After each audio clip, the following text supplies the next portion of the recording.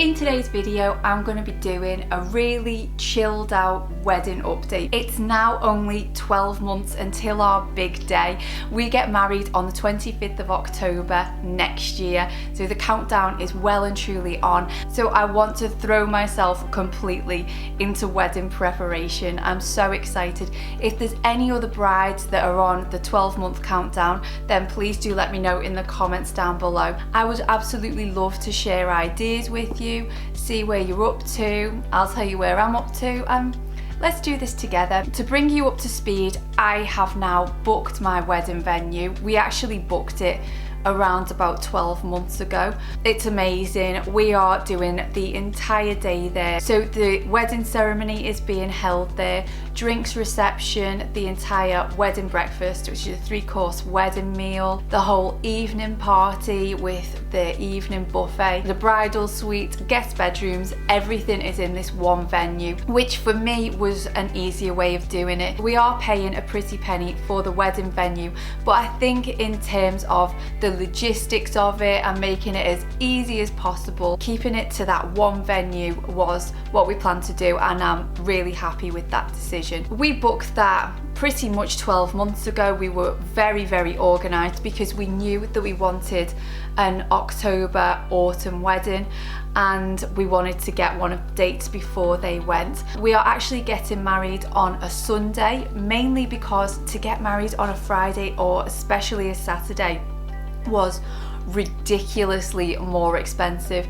than it would be to get married on a Sunday. So we've decided on a Sunday. We negotiated costs down, which I think is something that's really important to do. I think that a lot of venues are happy to be competitive and to work within your budget. So I very much wanted to know exactly where the money was going and to negotiate any prices down for things that we deemed quite unnecessary. So we're happy with the cost. It's not the cheapest, but I think the venue is definitely what makes the day. So all in all, we're really happy with that. Guest lists, it can be a little bit awkward. What we've decided to do for daytime guests is to have family and very close friends. We've whittled the daytime guest list down to around about 83, 84 people. Then everybody else is coming to the evening do. I've also chosen my bridesmaids. My sister is going to be maid of honour, of course, that was a no-brainer.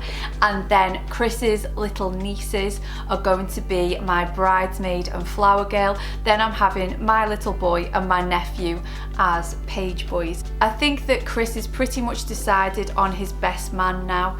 Another thing that I've done as well is I have been to a wedding dress shop. It was the one that I was the most keen to go to, and it was such a lovely experience. The women there were just amazing. I must have tried on about 8 dresses in total, and they were all different styles. I had a very fixed idea of the type of dress that I wanted in my head, and I tried on a couple of dresses in that style, and there was one dress in particular that was just beautiful. It was gorgeous. It had lovely detail on it. We were so lucky because the ladies in the wedding dress shop let my sister take photographs of me in some of the wedding dresses. I was putting Theo down to bed that night and I was having a little look at the dresses because my sister had just sent the photographs through, and I've got to be honest, the dresses that weren't the ones that I was immediately going to go for, but I really liked on,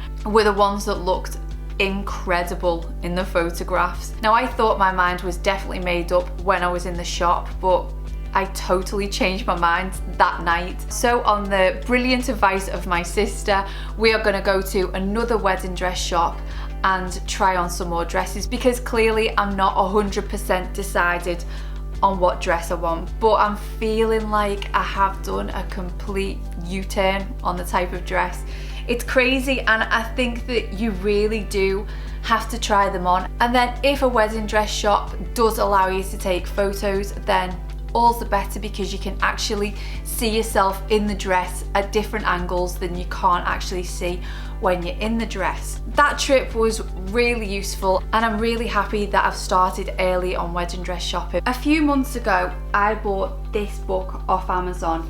It's a gorgeous hardback wedding planning book. I have started to fill in some bits of it, but it is great. It comes in all different sections. So we've got the fundamentals, the timeline and calendar, guest planning, venues and suppliers, and our wedding day. And it takes you through the entire wedding planning process. There's a budgeting section here which takes you through all of the things that can be considered that cost a lot of money. Then it goes on with some of my ideas, Chris's ideas.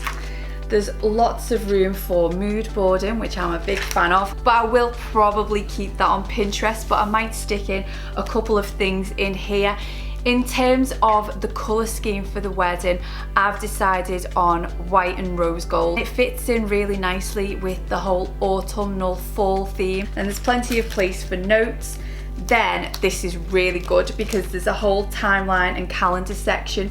So it does a countdown, 12 months to go, 10 to 11 months to go, 7 to 9 months to go, and so on. And underneath there's a series of tick boxes about things that should be considered at those different time points. So again, it's really good. It's great for focusing the mind. It's got this countdown calendar which goes on for quite a few pages. Getting onto the guest planning section, it gives you hints and tips on etiquette and traditions which you can either include in your wedding or just totally ignore, so that is really helpful. It's got a guest list. I'll probably do a Google spreadsheet for this, but I do like to write things down as well. It goes into seating plans. Details about the registrar or whoever is conducting the wedding service. Choosing your videographer and photographer, all hints and tips. Choosing the dress, 3 top dresses, bridesmaids dresses, groom's outfit, beauty treatments, hair and makeup. And then the very last section is a section that includes all of the useful info for the actual day itself, and then a wedding day survival kit. This book is absolutely amazing. I love it, and it wasn't even that much. Let me just remind myself how much this was. It was £14.39 on Amazon Prime, and I think it's worth every single penny. I can't wait to get stuck in and write everything down. It'll act as a nice keepsake after the wedding day. If anybody's interested in getting one of these for themselves, I will leave everything and a link to this in the description down below. I would highly recommend getting a wedding planning book because it focuses the mind. I've got a little list of things that I want to get boxed off before Christmas, so I would like to have chosen and ordered my wedding dress before Christmas. I would like to have chosen and ordered the invitations so that they're ready to go out probably around about January or February next year.